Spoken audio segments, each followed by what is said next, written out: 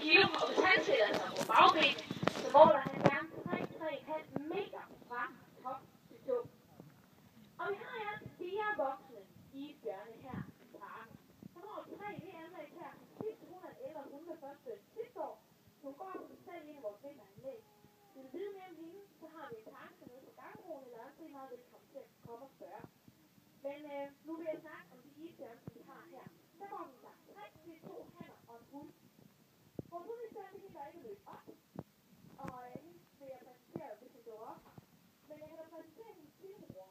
Og det er ham, der står lidt til venstre, han hedder Luke. Luke han er 18 år gammel, og lige nu vejer han 490 kilo. Luke han går jo som sagt sammen med sin tvillingesøster, så han er altså kastreret. Men vi har også en avlshan, og det er Nanook, der står til højre.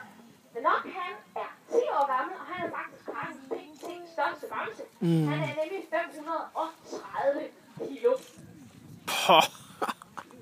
Isbjørne ude i naturen lever under nogle meget ekstreme forhold. De lever højt mod nord, hvor det kan blive rigtig, rigtig koldt. Helt op på minus 40 grader.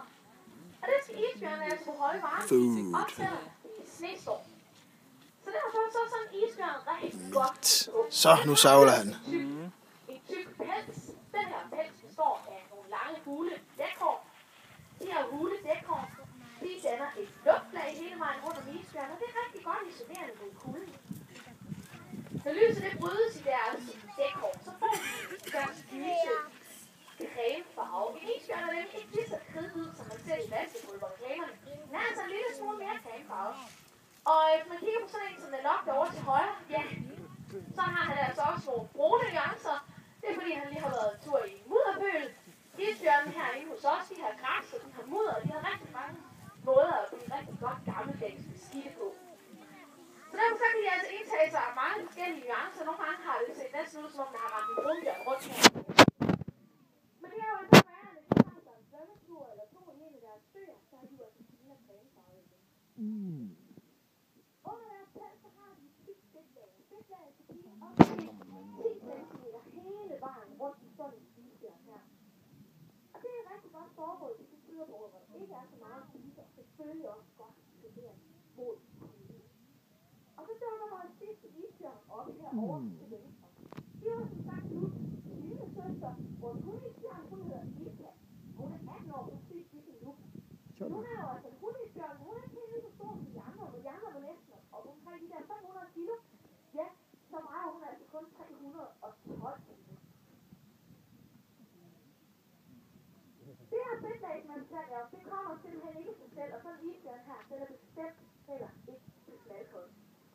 Men ude i naturen, hvor isbjørnene lever, der er der altså ikke så meget at vælge mellem at spise.